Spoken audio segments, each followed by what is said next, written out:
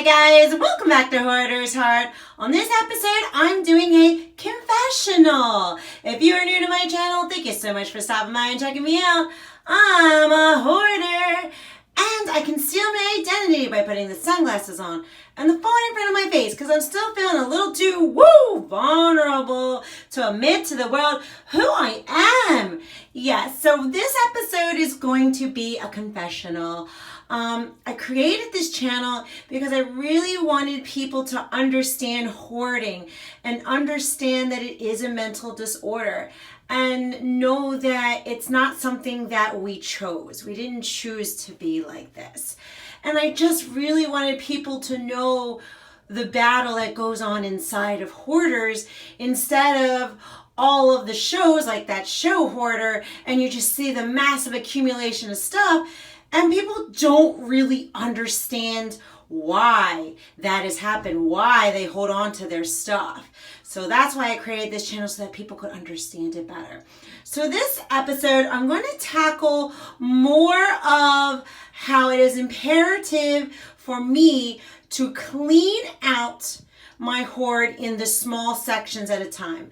I know I always say it in the beginning of the video, and it's so I let people who are new coming into my channel being like, she only cleaned a little section of it. What the heck? She should have cleaned the whole thing. And I just want them to understand that for me to be successful, I need to do it in these little small areas, and I have to mentally kind of prepare myself for it. And I just wanted to go into more detail with you guys why that is so, right? Because as a hoarder, I struggle with there's just so much stuff. So there's already a lot of emotions in the sense that I'm showing you guys it, right? So there's a bit of an embarrassment about it and overwhelming about it, hence this, a vulnerability towards it.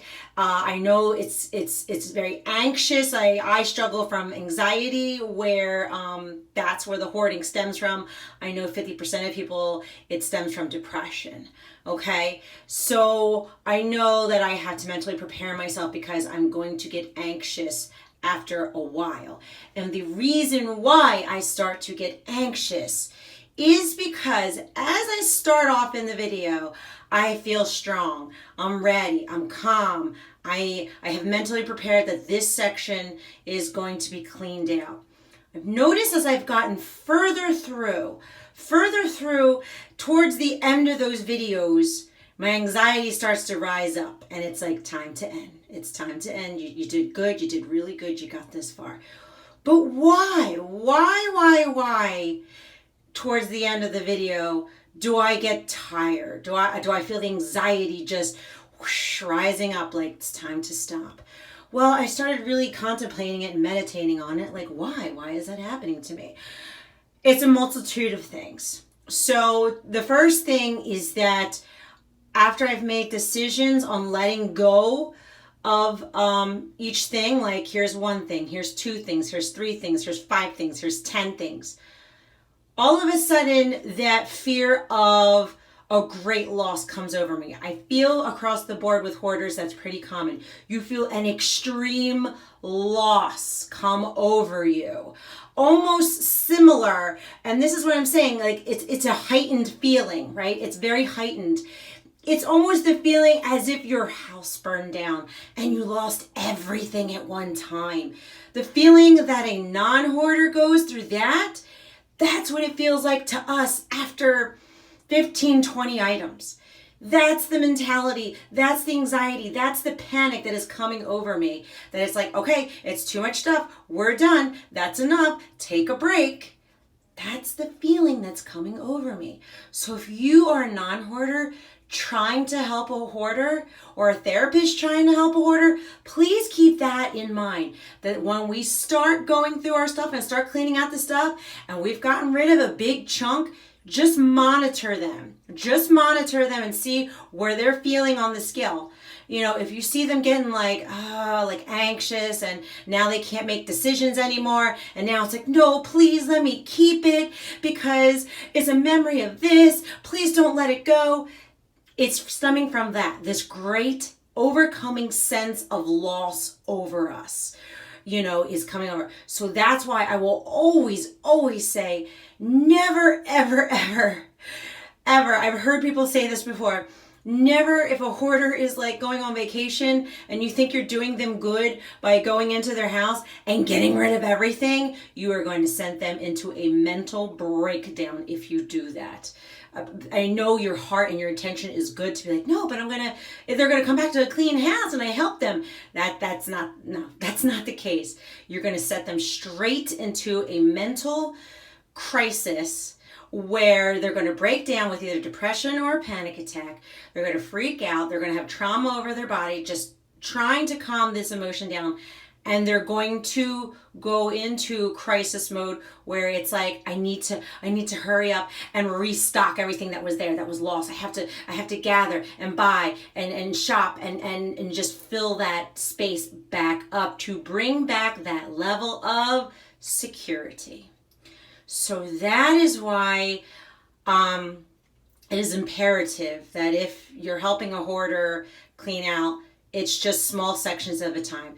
It's small sections at a time because of that, and also because a lot of us struggle with ADHD a little bit. We have a hard time focusing for a long amount of time, and that's why you'll hear me kind of like get lost in my stories a little bit. I'll talk about one thing and jump to something else. And I have to tell myself to refocus inside. So that's why it's imperative to do small things at a time. And also, since I was talking about this overwhelming sense of loss, that's actually why I took a break on the KonMari method. I had a lot of very successful videos on the KonMari method, and I know a couple people reached out and said, hey, you stopped doing them. Why did you stop doing them? I stopped doing them because I needed to take a mental break from them. It is a lot, and I'm a hoarder who's ready to change her ways and who's driven to do this.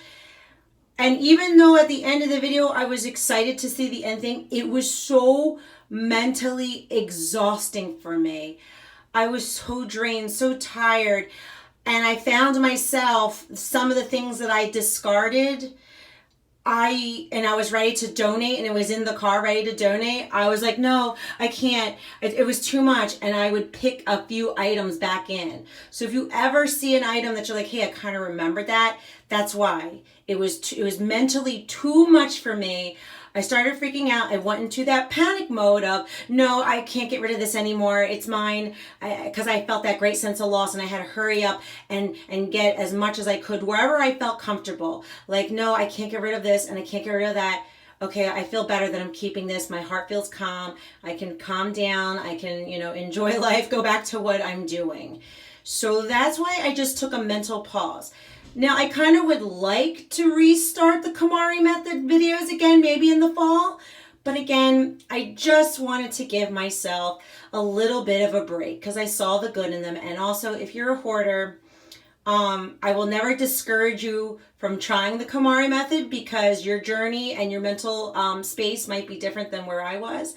But I do remember at the hoarding convention that the therapists, both of the therapists, when they were asked, will the KonMari method work on hoarders, they both had said no, it was too overwhelming and debilitating for them, which I remember how exhausting it was for me. And it was. I didn't share the after fact of I was just struggling with that sense of loss. So it was a lot. But I did at the end, I will admit, at the end when I saw the clean space, I had to admit it was very victorious and it felt really good at that point, right? So I will probably in the fall again maybe return to it. But yes, I just really wanted to share this part of hoarding with everyone, whether you have a loved one that's struggling, whether you are a hoarder who has been watching my videos and is like, gosh, I really want to do that too. You can. I'm telling you right now that you can. And I'm trying all the different methods of cleaning to see what does work best for us. Right now, it's just like what I figured out was the smallest room, small sections at a time. It's going to take us a while as a hoarder. It's not a one-day thing for us unless inside your heart you are ready to do that. But I'm just saying, as me and where I am in my mental illness with hoarding, it has to be small sections at a time. And I'm also saying, as a hoarder, you can clean it out. I can clean out my mess as a hoarder. I can clean and be organized and enjoy my life as a hoarder. I can live with less as a hoarder. It's just going to take baby steps for us to get to that point. But we can, I promise that we can.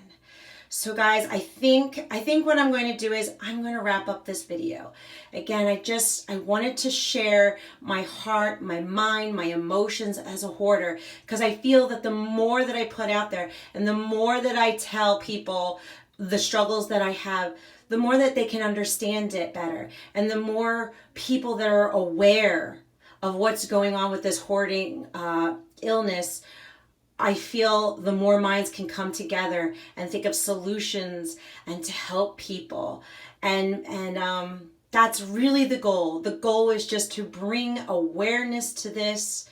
Again, we didn't ask for this, and to hoard and to have these mentalities and these mental processes, but I wanted to share that with everyone, and I just wanted to give people out there who are hoarders, there is hope, because I'm doing it. I'm cleaning it out. It's been a year now that I've gotten to this point, but we are able to do it. We are able to change and heal and get through this, and to be proud to say that, yes, I am a hoarder, but guess what?